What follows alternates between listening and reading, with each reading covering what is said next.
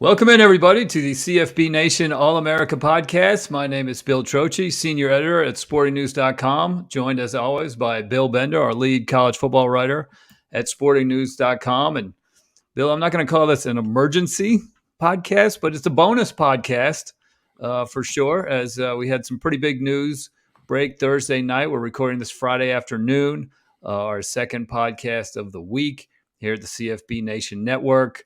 And the big news, Oklahoma and Texas reached an agreement with the Big 12, with the SEC, with Fox and ESPN. It's all worked out. They're coming to the SEC a year early. They will start in 2024. What were your first thoughts when you saw that news break? Well, it makes sense. I mean, the longer that they were going to be in the Big 12, the longer the bitter feelings would build up. So from a timeline standpoint, it makes sense. It creates what should be a game changer in 2024 because now you're going to have the SEC with 16 teams. In theory, you're going to have USC and UCLA with 16 teams. And on top of all that, you're going to have a 12-team college football playoff. So it makes sense to make that move. I think 2024 is going to be one of those kind of another year one in some ways, in a lot of ways, in terms of how college football is consumed and watched and played on the field. Yeah, it's amazing. I was just thinking 9 months ago, none of those things were in place. 9 months ago, Oklahoma and Texas were slated for 2025. The playoff was nowhere to be found, maybe in 2026, but we didn't know 12, 8, 16. No one knew anything about it. And then, of course, USC and UCLA were quietly behind the scenes negotiating with the Big Ten, but we didn't know that either. So fast forward 9 months, and now 2024 becomes, like you said, the latest iteration of how college football will look across the country. Yeah, and the SEC is a winner, as usual. And Greg Sankey able to pull this off, however they did it behind the scenes. I know TV is a factor. Conference scheduling is a factor. That's the big thing we looked at Sporting News is what this means for the schedule, because that's what football fans actually – I don't think football fans care about TV. They'll find the channel or the stream. I don't think they care about how much money goes in the SEC's pockets. They care about the product on the field and how their team's doing and who their team's playing. And, Oklahoma, Texas coming in certainly adds to what is already a very loaded conference in the SEC. I mean, this is all-time wins, and I know you're working on a project for us at Sporting News, 5th and 6th all-time. So you're getting two very good brands with Oklahoma and Texas, regardless of what happened last year. No question. So let's get into that. Let's get into the whole schedule situation. In the SEC, they have to decide whether they're going to go with the 8-game format, which they've been using for a long time, or the 9-game format, which would create a whole different look. The league's going to have a different look to begin with. That 2023 will be the final year without divisions. The divisions are going away. Either way, with that's the reports I'm reading, is that even with the 8-game schedule or the 9-game schedule, the divisions are going away. You're just going to have first and second place go to Atlanta for the SEC championship game. So that's going to be fun. It's going to be interesting. And, I guess I'll ask you at first, the Big Ten's 9 games, the Pac-12's 9 games, Big 12's 9 games. Only the ACC and the SEC are still playing 8. Which do you prefer and which do you think they'll go with? I mean, Ross Dellinger at Sports Illustrated has been on top of it. The 8-team model is cleaner in terms of one protected game and you play 7 and with the exception of maybe Tennessee and they protect that game against Vanderbilt, their feelings might be hurt a little bit, but all of that said, the 9-game setup will hurt more feelings but makes more sense because they're going to have to protect. If you go to a 3-6 model, I've thought this made sense the whole time. You don't want to go to an 8-game conference schedule when the Big Ten, which will also have 16 teams, is going to play 9, maybe even 10. So I think it makes sense for them to go 3-6. And as you start to look at which schools' rivalries will be protected, I mean, that's going to be the interesting part. That's going to be our list that we did at Sporting News was a little bit different than what they did at The Athletic. But if the one that Seth put out for them, if that happened, I'd be like, Yeah, that makes sense. So that's the fun part, is kind of speculating who will get protected. Yeah, I don't understand how I understand very clearly how the 9 game schedule would work. All right. You got the 3 permanents, and then you've got 6 rotating through. So that accounts for everybody that you will play. I think they go home and home years 1 and 2, then home and home with the 6 that you didn't play in years 3 and 4. So you're getting everybody in a 4-year window, along with your 3 permanents. If you went 1 and 7, you would play 7, then you'd play another 7. There's a team you're not playing. You know Right. what I mean? It would just be kind of a weird rotation. The 9 is cleaner, and of course, as college football fans, we want more SEC on SEC football. Well, and the biggest draw to it either way is you get to be in every venue every 2 years, basically. So, you hear one of the complaints with the SEC right now is like Florida hasn't played Auburn at Auburn in this many years, or some of these old school classic SEC rivals, Alabama and Georgia don't play that often in the regular season. So I think it creates that opportunity for Oklahoma and Texas coming in particular. No matter if they protect Florida or not, you're at the Swamp and you're able to go there and play those games, and the ones that you and I want to see on TV. And it just adds what the Pac-12 had last year when they did away with divisions, and some of that was already scheduled. Is there will be a marquee, awesome SEC game on every single week in this setup. Yeah, and I think so if you do the 9 game and you have 3 protected, the 6 that are unprotected or non-permanent opponents, you're going to see them once, 2 every 4 years. So we're going to get Georgia, Alabama 2 every 4 years, which is way more than we get it now during the regular season. So Greg Sankey this morning, SEC commissioner, came out and said that they have been preparing for this, that the SEC meetings in Destin, that it's around Memorial Day, so it's just a couple months away, would be the late end of actually settling this thing for good. They could announce something even sooner. It sounds like they've, like I said, been preparing for this possibility. And it wouldn't shock me if within the next month we know if it's 8 versus 9. We probably won't have to wait until the SEC meetings in May. So let me look at your. You did a list of every SEC team, including Texas and Oklahoma. And you proposed a permanent opponent if it was just 1 permanent, or if it was the 9 game with 3 permanents. The 1 permanents, you went. I mean, they were pretty obvious from A to Z. Texas, you went with Oklahoma instead of Texas A&M. That might have been the only one you really even had to debate. Right. Yeah, and it was, because I think A&M and LSU, they've kind of, it's become the last weekend rivalry for those two. Oklahoma and Texas still want the Red River rivalry to be protected. You would have to, because I think, let's say they go and it was 1 and they're not protecting Oklahoma, Texas. That's still, even though it wasn't a top 10 game last year, it's one of college football's best games. So, and Texas A&M, that's the hitch. And I'm skipping a little bit here. The 3-6 plan, one of the biggest hitches is what they're going to do with Texas and Texas A&M. Now, you would assume they're going to play, but I assume nothing when dealing with those two fan bases, because they haven't played since 2011. They don't like each other. And I always contend, I'm in Ohio State, Michigan country. No two fan bases hate each other more than Texas A&M in this country. I don't think it's close. So what if one of them says, hey, we're not going to play Texas every year. We're going to do it every other year. I don't think that will happen, but that is one of the things in the 3-6 plan that they're going to have to work out. Yeah, Texas A&M. I mean, that will be a game that everyone will look forward to. I'm sure the SEC will put it on Thanksgiving weekend, and I cannot imagine, especially in the 3-team situation, that they would not be permanent opponents. And to reignite that transition over that Thanksgiving weekend, or I want everything pushed back as we went over with the schedule. But anyway, a late November matchup between those two would be terrific. So we look at some of the 3-team permanents that you came up with for Oklahoma. You went with Texas, LSU, and Mississippi State. Did you have trouble coming up with those 3? Well, I had trouble with a couple. So, compare that with the Athletic. They had the same ones, but they had Florida and Oklahoma.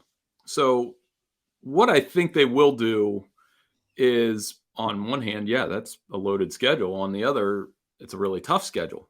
So, I think that at most, when you kind of look at it, Oklahoma was one that was tough to kind of put together with the third opponent. I mean, Mississippi State, Oklahoma, that's not exactly a huge rivalry, but there's some sacrifices that are going to have to be made. The other hardest one to do was Auburn Mm. because it would make sense to Alabama, Georgia, Florida. But on one hand, if you're Auburn, you're like, it's cool.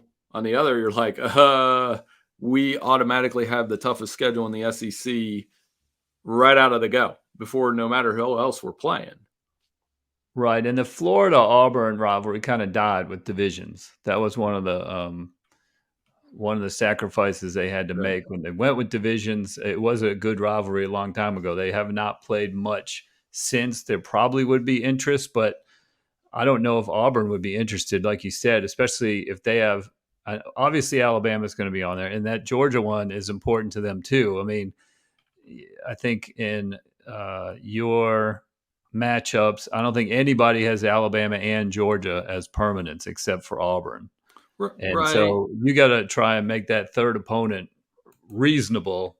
And the Gators, they struggled this year, but they're not going to be down for long. Yeah, and the other kind of hypothetical I posed, and I don't rule anything out, is will Texas kind of throw their beauty pageant weight around because they are, with will they say we're playing Alabama every year? And could they point to, hey, that was the most watched non-conference game this year? It would be a huge rivalry every year. It would be, I think that game would be, if both programs were right, watched as much as any game in the country, which it was. Now, would they try to do that? Because if you look at their pairings, Texas gets Oklahoma, who they already play, Texas A&M, who we mentioned they hate, and Arkansas, which is, are you coming to the SEC to play one of your old Southwest Conference rivals? Not necessarily. I mean, those make sense from a regional standpoint, but I've always never rule out Texas for pulling one of those moves, right? Maybe it's Texas, Florida every year, something like that. I mean, they've been beaten down a little bit so much. I don't know that they're going to be clamoring to play Alabama with Oklahoma already on there, and A&M is going to be an emotional battle. And I don't know that they would complain that much about Arkansas in terms of interest. In terms of, I mean, I think the Arkansas fans are more interested in that game than the Texas fans. But they've had a little back and forth over the years, dating way back, and then it was reignited recently. They had a couple of big games. Arkansas with the big win over Texas, that was huge for that program. I like that little. That's kind of a mini rivalry. It's a reasonable third game, I think, for Texas. If you've, you know, to me, A&M and Oklahoma are non-negotiable. So I would be fine with Texas playing Arkansas, and then you get the Alabama Texas game two every Right. 4 years. I mean, that's the thing. We can't forget that it's not that far off to, even if it's not a permanent opponent. Well, so if you're Tennessee, that's the other one that was tough. You get Alabama every year, you get Vanderbilt every year, and then you get Kentucky. So you lose. They're another loser in this situation in terms of what they care about. I mean, they care about the Florida game, they care about the Georgia game. Those have been measuring sticks games for that program, but I don't see Tennessee giving up the Alabama game. And Exhibit A, B, C was all that cigar smoke still coming off of Neyland Stadium right now because they finally won that game. So that's the one that they always will take the most serious, and it's a prime matchup. So that there will be losers in this, and it happens in every conference where you're going to lose a couple rivalries. But I thought the ones, I'm not patting myself on the back or anything, but the kind of the three that I posed for each team, I think I'm at least in the ballpark. Yeah. Oh, without a doubt. I think Florida's going to have a hard time holding on to Tennessee for the reasons you mentioned. I think they like. I think they would like to reintroduce that rivalry with Auburn, and we talked about that. They'll hold on to Georgia for sure. Florida, Missouri is like, Missouri's an awkward fit, I think, with a lot of people. That was kind of squeezed in, I'm guessing, as Right. like you need a third. South Florida, South Carolina. Again, that's, I think Florida likes to play Tennessee, I think the Florida LSU rivalry heated up in division play. That would be gone too, as well, in terms of, in every year. But again, I've said it a million times. You still get them 2 out of 4 years, so that's Well, really yeah, not that bad of a thing. and then you got to protect some of those. I think Florida, like Florida fan, might look at that and be like, What's that?" And then you're like, "Oh, by the way, you play Florida State." Kentucky, I'm almost protecting Florida. You're protecting Kentucky a little bit. They avoid Georgia and Florida, but they still play their Louisville game, and that's one thing. The 9-game conference schedule, you can still protect those crossover ACC SEC rivalries. All of them, a lot of those are on rivalry weekend, and then you play 2 other games against whoever you want, and it's a pretty good 12-game schedule. I think the strength of schedule coinciding with the playoff being in 24, as I posed in the column, it says, I think in the first year of the playoff, you can expect at least 4 to 5 SEC teams in the playoff, and they will fall back on, look at the conference, look at the strength of schedule, look at Texas and Oklahoma in the conference, and that's the big win-win of them getting to launch that in 2024. And I loved your speculation on the SEC's first exclusive broadcast on ESPN in the September Labor Day weekend, maybe of 2024.